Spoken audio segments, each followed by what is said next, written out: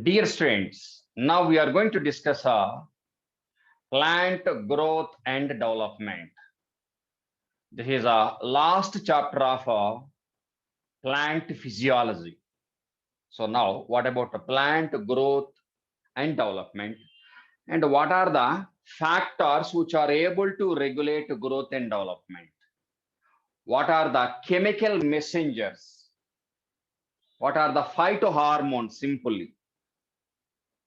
And how they are regulate various physiological activities.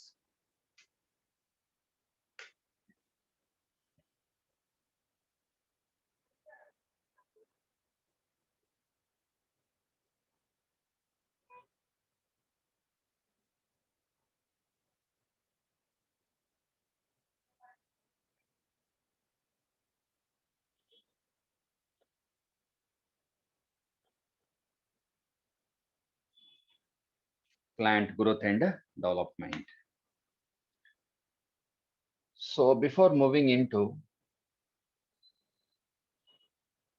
phytohormones, we should go back to first year part, morphology part, anatomy part. With the help of this, we can understand what is growth and development. And reproduction in organisms also, sexual reproduction in flowering plants. Here we are discussing plant growth and development, particularly in flowering plants.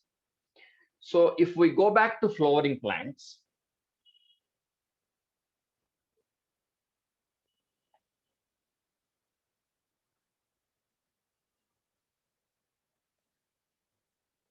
that is angiosperms.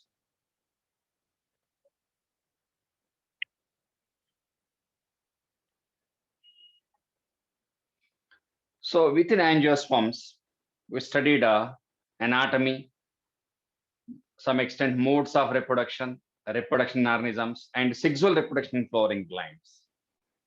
During sexual reproduction, here I'm taking sexual reproduction. So to understand that concept, we have to go back to male gamete, female gamete, fertilization, zygote, like that. So this is a male gamete.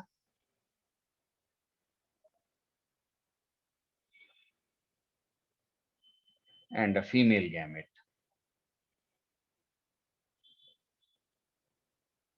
Okay, so fertilization. Here I'm taking syngamy.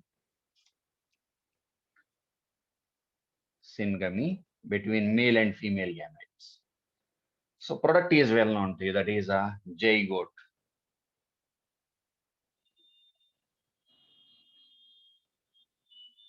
So zygote is vital link that is able to link and continue generations of a species.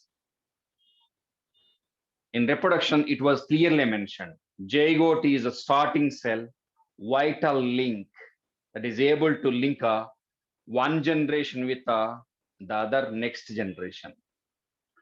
So according to plant growth and development, the given statement, zygote, how they consider zygote?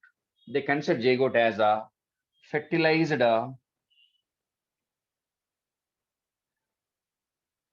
egg or female gamete. Yeah, that is correct. Fertilized egg or fertilized female gamete. So zygote is able to produce a number of structures, whatever it is. So whatever the cell, number of cells or parts, organs, whatever the part present in angiospermic plant, definitely descendant of a zygote, coming from. Descendant means coming from. So zygote is able to perform repeated mitotic divisions. So because of mitotic divisions, a number of cells are produced. Parenchyma. Immediately embryo is produced. Immediately embryo. I'll come back to anatomy. Embryo. Repeated mitotic divisions. So in flowering plants, place of fertilization, zygote formation, embryo formation is within the ovule or not? Yeah, definitely ovule. All these events are within the ovule. So after maturity of ovule, completely developed, completely developed a fertilized ovule is called as a seed.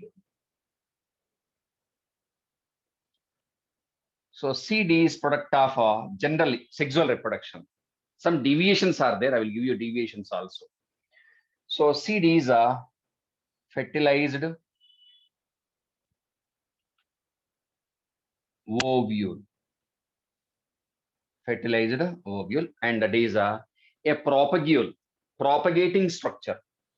It is a propagule,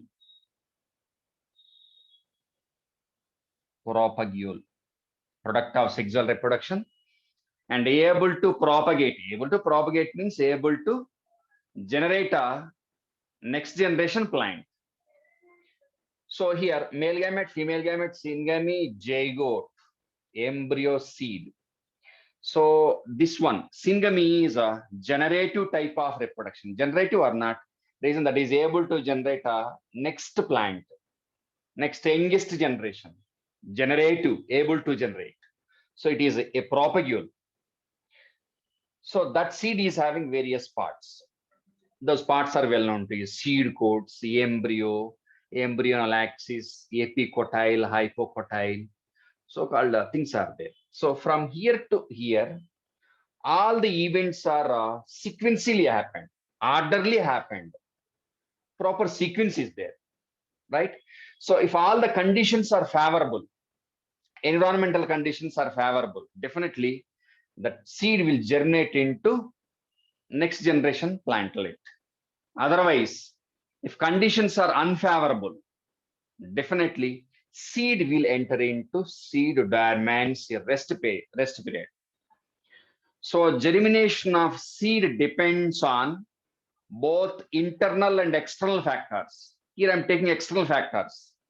What are the external factors? Availability of water, temperature, some extent, light, oxygen. These factors are able to stimulate growth and development in the seed.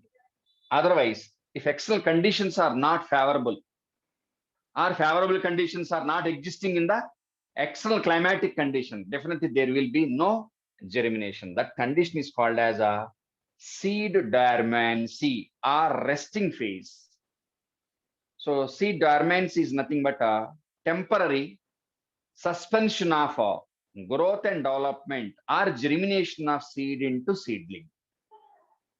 If you go back to significance of seed after completion of sexual reproduction in flowering plants, because of dehydration, because of dehydration, respiration, oxygen is required for respiration. Okay, initially the type of respiration in seed is anaerobic respiration. After certain period of growth, the type of respiration required is of aerobic respiration. Okay, purpose of oxygen is aerobic respiration. So in seed, before germination, what about the percentage of water? 5 to 10%. Less amount of water. So if you take internal conditions, maybe lack of water or immaturity in the embryo, so many factors are there, or hard seed coats. So these both external and internal factors are able to decide whether the seed is to be germinated or not. If all these conditions are unfavorable, definitely seed will enter into a period of rest. That rest is called as a seed dormancy, dormant seed. Okay, so go back, viability of the seed, 10,000 years, 2,000 years. That is a Lupinus architectus, oldest seed, germinated after 10,000 years of dormancy. Reason, lack of favorable climatic conditions, particularly external climatic conditions. And second one, 2,000 years old, that is a date palm, date. So that is a viability period or not. What about during that period is called as a dormancy period. Reason, lack of favorable external climatic conditions, particularly. So seed is because of, nowadays we are able to visualize the seed because of two things. One is dehydration, removal of water, and retention of less amount of water, and dormancy because of some hormones. So that's why nowadays we are able to visualize the seed, and we are dependent on the seed or not. Otherwise, for example, there is no dehydration, no dormancy, directly seed is germinated into seedling. What about entire agronomy will disappear? And what about all the organisms which are dependent on grains will die definitely. So seed is very, very important or not for the welfare of all organisms which are dependent on eating that grain. Even to produce meat, seed is mandatory or not, grains required or not. So seed is that much important. Okay, okay, come back. So if the water is very less, 5 to 10% of water, seed is not able to germinate. If you go back to transport in plants, at the time of seed germination, the first event is imbibition. Imbibition, absorption of water by dry seed. Once water is available, what about metabolic activity? Accelerated. During dormant period, the metabolic rate is very less in seed. Reason particularly lack of water, immature embryo, hard seed coats, or some other factors, whatever it is. So in that seed, respiration, catabolic process, anabolic process, almost all are present. But what about the rate of metabolism? Very less. Still it is able to respire, but rate of respiration is very less. Okay. So once water is available, the seed germinates into next one, seedling. Seedling. Very youngest plant, not able to perform photosynthesis. Youngest plant, no photosynthesis.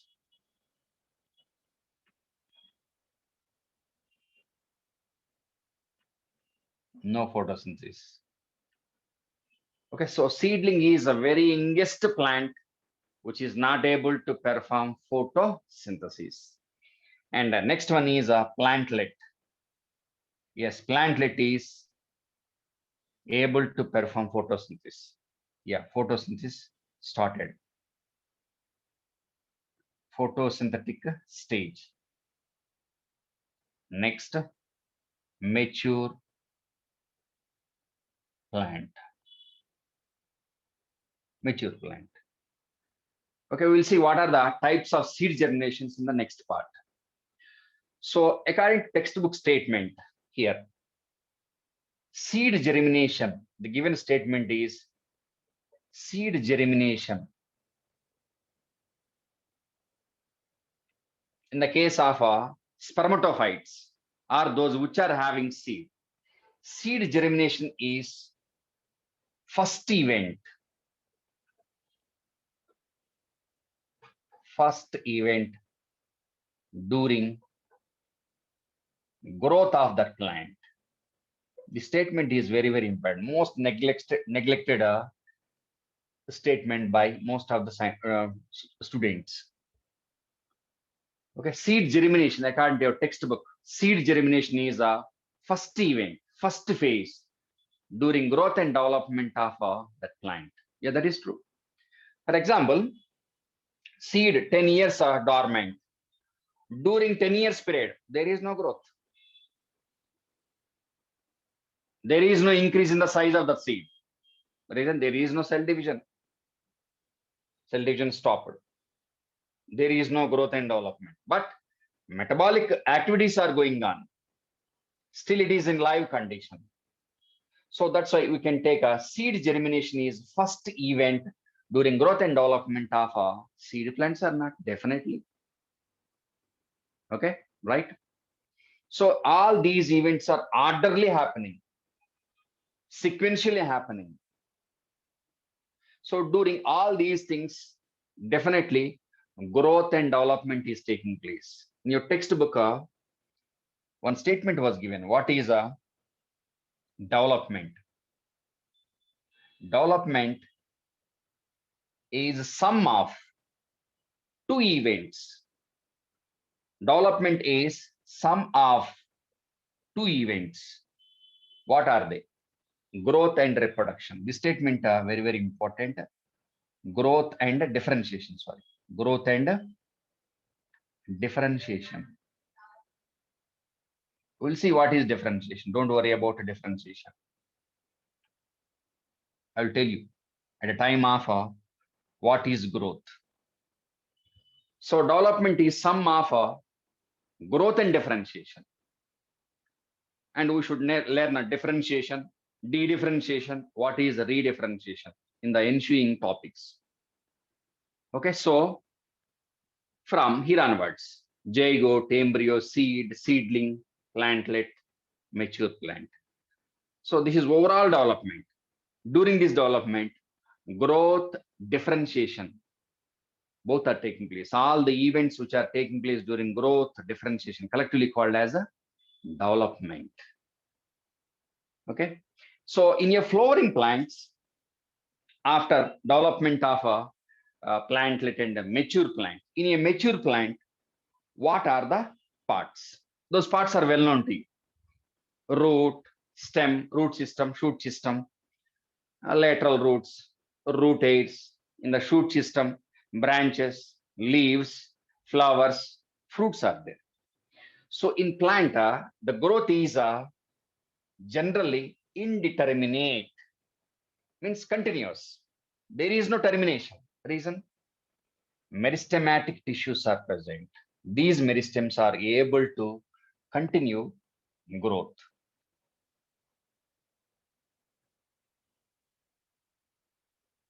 So out of a flowering plant,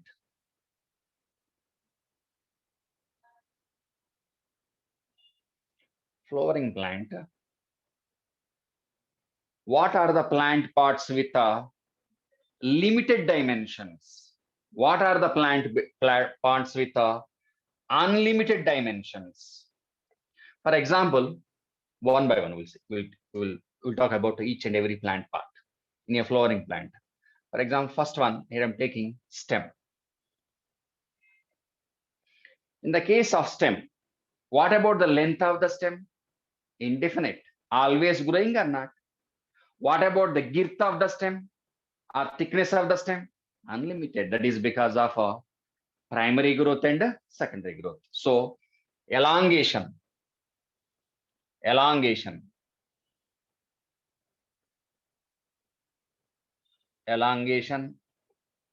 and girth. Girth means thickness, secondary growth. That is because of secondary growth. So elongation and girth, increase in thickness of most of the dicots and gymnosperms is unlimited or not? So these parts are with unlimited dimensions. Unlimited dimensions means their length and thickness is always increasing. For example, if you take elongation, elongation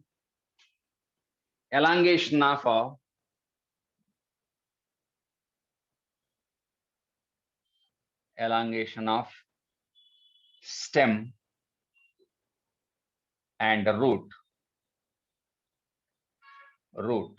is primary growth. It is not secondary growth. Primary growth only. That is because of meristems. What is the type of meristem? We'll see. So elongation, continuous process. Limited, definitely. What about that length? Unlimited dimensions. Next, in the case of stem, thickness, increase in the thickness of stems and roots, particularly in the case of dicots.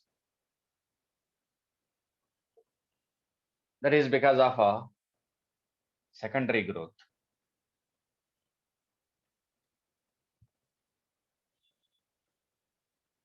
Okay, so ever increasing, always increasing because of meristems. Okay, right? Next, second one, what are the parts with limited dimensions? Limited dimensions, up to certain extent only they can grow. Limited length, limited size. For example, leaves, seeds, fruits, and flowers. All these are with limited dimensions only. Here dimensions means length, thickness, like that. Limited dimensions, up to certain extent, size, length. Okay, so leaves are able to grow up to 1 feet, 2 feet, or maximum 3-4 meters. But is there any leaf with 100 meters length, or seed with 100 meters length? Is there any fruit or flower with 100 meters length? No. But the same thing is possible in the case of stem. So all these plant parts, leaves, seeds, fruits, flowers, limited dimensions. Reason, no meristem. No meristem. Meristem is absent, but their products are meristem. No meristem. And all these are products of primary growth only. All these are produced by so-called leaves and seeds, fruits, flowers. All these are products of are produced by products of primary growth. Simply how to remember whether it is primary growth product or secondary growth product. Simply remember secondary growth product, except secondary growth, remaining all are primary. For example, root air, how to answer it, whether it is primary growth or secondary growth. Primary only. Simply remember what are the products of secondary growth. So how to memorize, how to answer whether it is a primary product or secondary product, except products of secondary growth. Remaining all are except secondary growth, except products of secondary growth. Remaining all are products of primary growth. So many examples are there for primary growth. So not easy to memorize all those. Simply remember what are the products of secondary growth. If you go back to anatomy, vascular cambium, for example, intervascular cambium, that is produced during secondary growth only, concerned with secondary growth. Phellogen, secondary growth concerned. Okay, next, secondary xylem, secondary phloem, secondary parenchyma, secondary sclerenchyma, phellum, phelloderm, medullary rays, secondary medullary rays, and the secondary vascular rays. All these are the products of secondary growth. Lenticell, product of secondary growth. Except those examples, remaining all are products of primary growth. For example, fruit, primary growth product. Seed, product of primary growth. For that one, secondary growth is not required. Just primary growth is enough. Simply compare dicot with monocot. In monocots, there is no secondary growth. Only some are having secondary growth. Even though they are not having secondary growth, they are able to produce leaves, seeds, fruits, flowers are not, definitely. So simply remember products of secondary growth. With the help of that, definitely you can answer what are the products of primary growth. So in the life cycle of any plant, in any organism also particularly. So first one, juvenile phase or not? Juvenile phase. Go back to modes of reproduction or reproduction organisms. Juvenile phase. Okay, next one is mature. and flowering, reproduction start. Okay, so first vegetative growth. Vegetative or not somatic growth. Vegetative growth precedes, means before reproduction or not. Precedes, before, happening before reproduction. So first vegetative growth, after that reproduction. Okay, so vegetative growth precedes reproduction. During vegetative growth, lot of biomass is produced. That biomass includes protein, lipid, and other polymers and other structures, other carbon skeleton. With the help of that, the organism is able to perform reproduction very effectively. That is applicable to human beings also. Okay, so for example, if our nourishment is good, food, whatever the food we are taking good, definitely luxuriant somatic growth. That enables effective reproduction. If our body is deficient in certain number of nutrients, food items, protein or vitamins or something, whatever it is, definitely that leads to physical debility. Physical debility leads to what? Definitely debility in the reproduction also. So that's why during vegetative phase, lot of somatic growth is taking place. With the help of that, the plant is preparing for reproduction, like a interphase and division phase.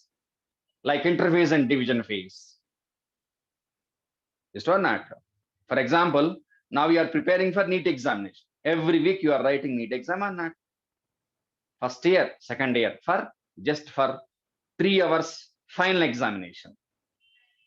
So to perform that one very effectively, you have to attempt so many exams.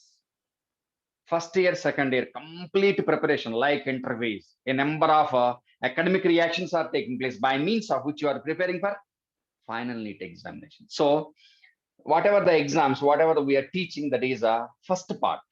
So during that period, lot of information is accumulating to deal the NEET examination finally. So like that, vegetative growth precedes reproduction. First phase is vegetative, next reproduction. And you studied this one under the heading modes of reproduction. Go back to that one, right?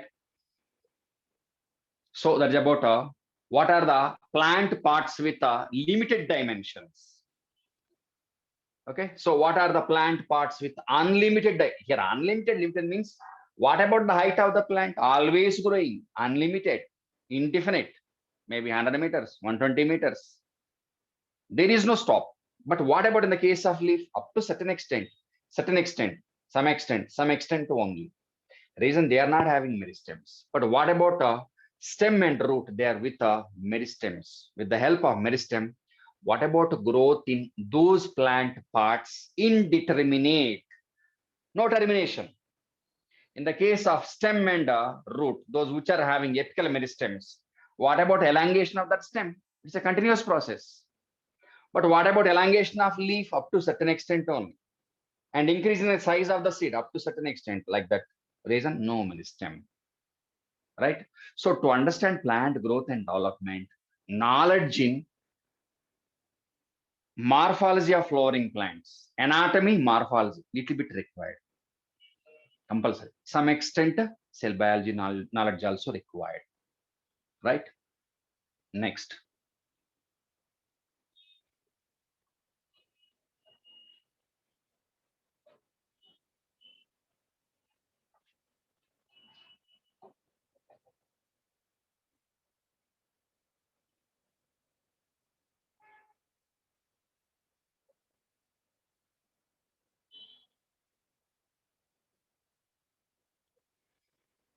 Now, within the introduction part, few statements are there.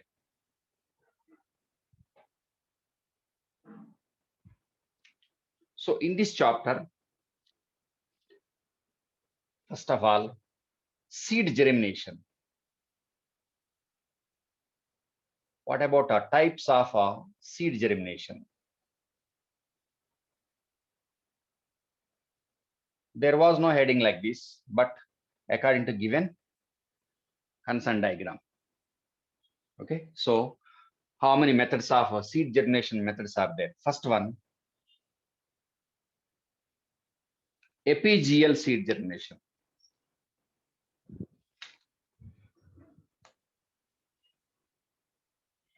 Epigeal seed germination.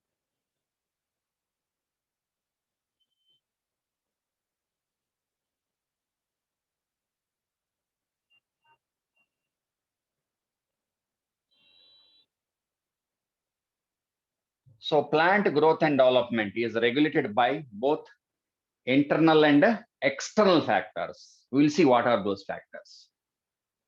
Okay, so what about epigeal seed germination? During seed germination, if cotyledons are coming out of the soil, in this type of seed germination, after germination of the seed, after seed germination,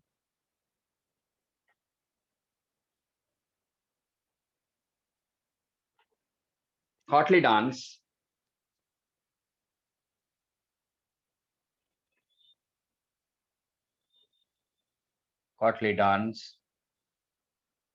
come out of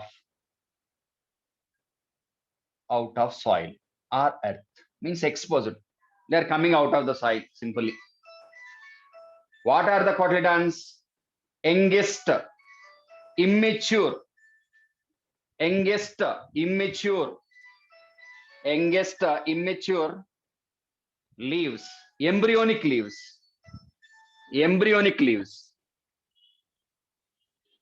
youngest, immature embryonic leaves are called as cotyledons.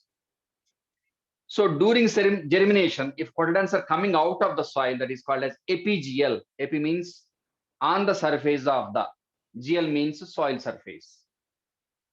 Okay, so cotyledons are clearly visible coming out of the soil. They are clearly visible.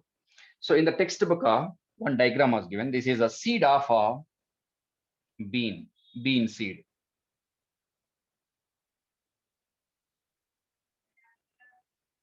Bean seed.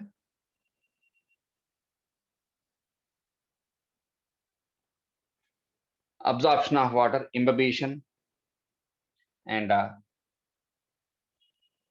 rupturing of seed coats.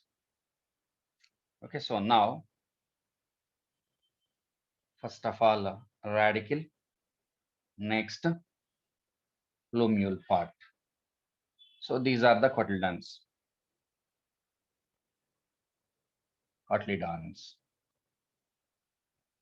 And this is a soil line, soil substratum.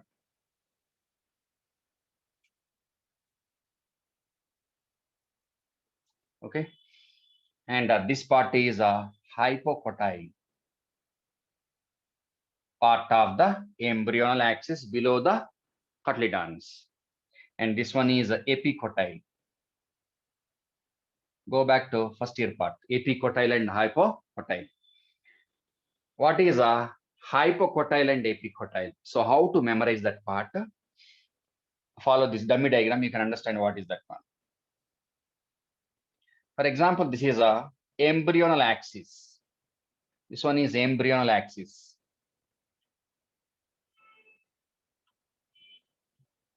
Embryonal axis, axis of the embryo, or first stem of the plant, first stem of future plant. That is stem only actually. Embryonal axis is nothing but stem, very youngest immature stem. Reason, that is with only one node is present. Node is present. If a plant part is with the node is nothing but stem only. So embryonal axis is with how many nodes? One node. That node is called as cotyledonary node.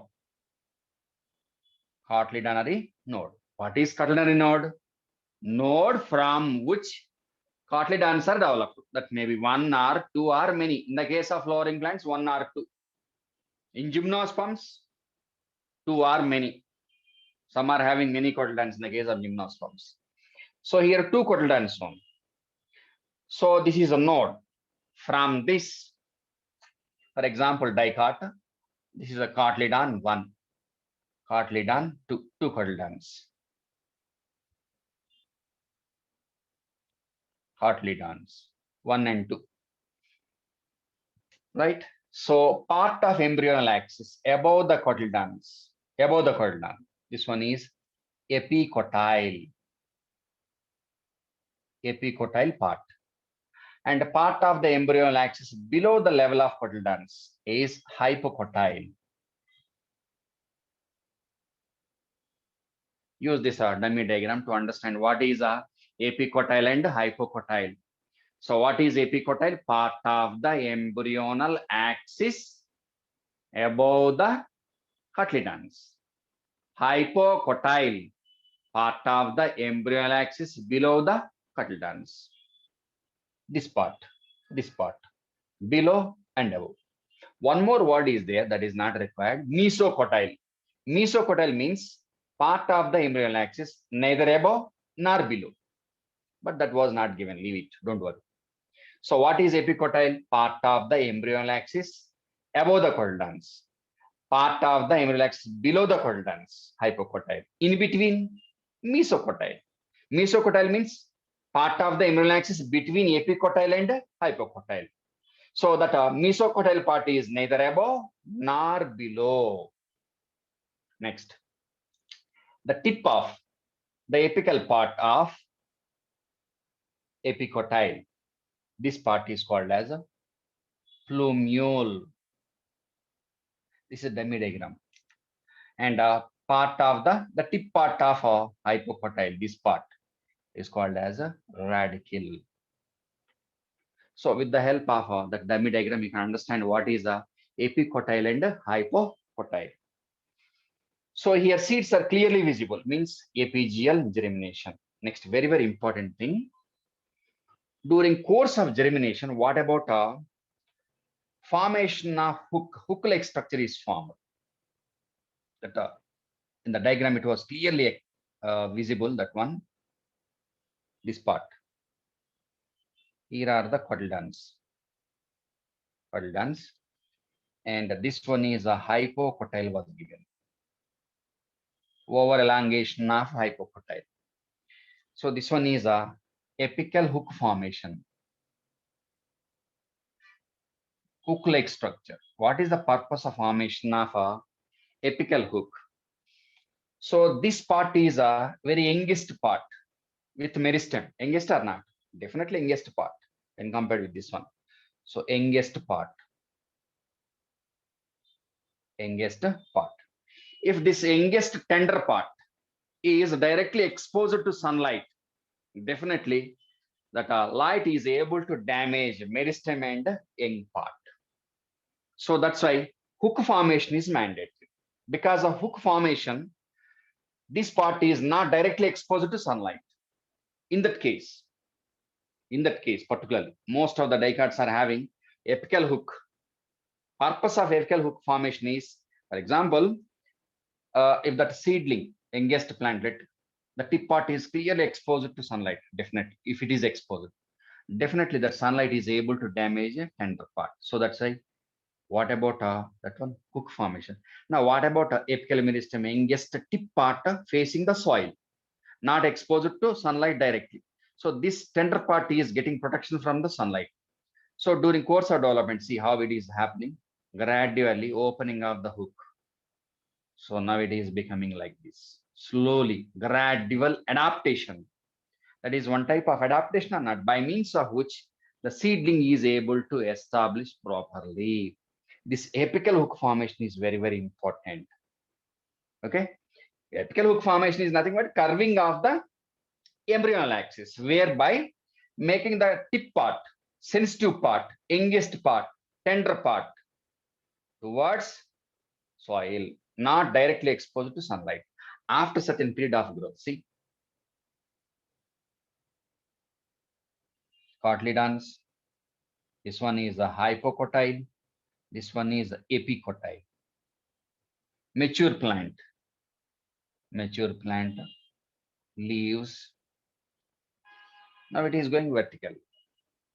So they will question you, what is the purpose of formation of apical hook formation? That is an adaptation by means of which the youngest tip part is getting protection from sunlight. No damage to it, right? So this is a apigeal seed germination. Apigeal seed germination is present in most of the dicots. Most of the dicots. Most of the dicots.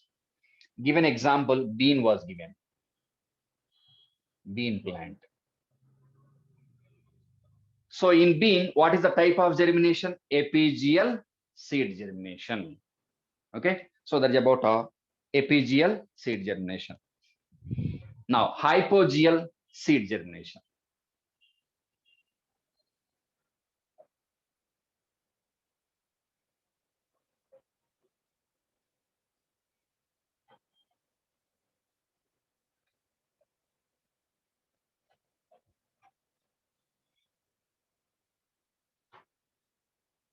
Second one,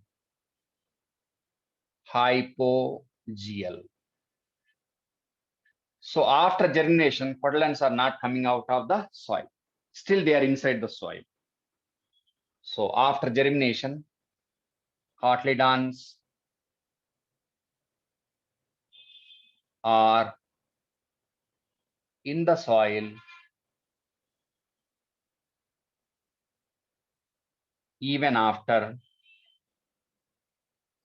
seed germination. In this case, apical hook formation is not required because that is inside the cotyledon is inside the soil. So don't use any apical hook formation here. Okay. Hypogeal germination.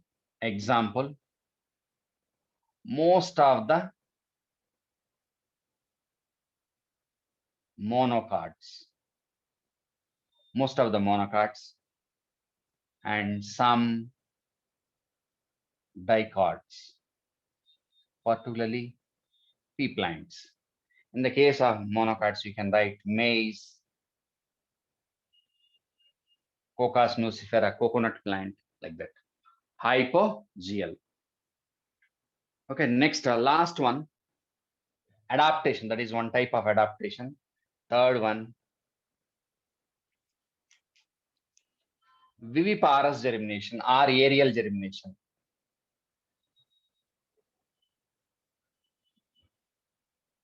Or aerial seed germination.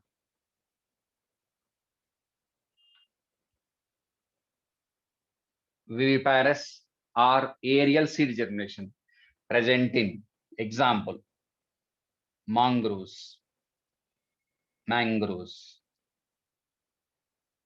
plants. What are they? Avicennia, rhizophora. What is the habitat of mangroves? Marshy, saline climatic conditions. That soil is full of salt water. Now, what is a viviparous germination? For example, this is a soil with salt water. Okay, so this is a plant, certain number of branches and leaves, and a fruit, certain number of fruits. What are the number of fruits? The fruit. Inside that fruit, certain number of seeds are present. So here, germination of a seed into seedling producer. Germination of seed into seedling. Where is it? Inside the soil? Is it on the surface of the soil? No. This one is fruit. So seedling. Okay, so what is viviparous germination? Here seed is not liberated out of the fruit. So germination of the seed while the seed is present in the fruit, and that fruit is attached to plant. So viviparous germination is also called as aerial germination, means germination of seed into seedling present within the fruit. That fruit is attached to plantlet. That is called as a viviparous germination. Okay, so now seedling is reaching the soil. Now plantlet. Okay, so what is the purpose of aerial seed germination?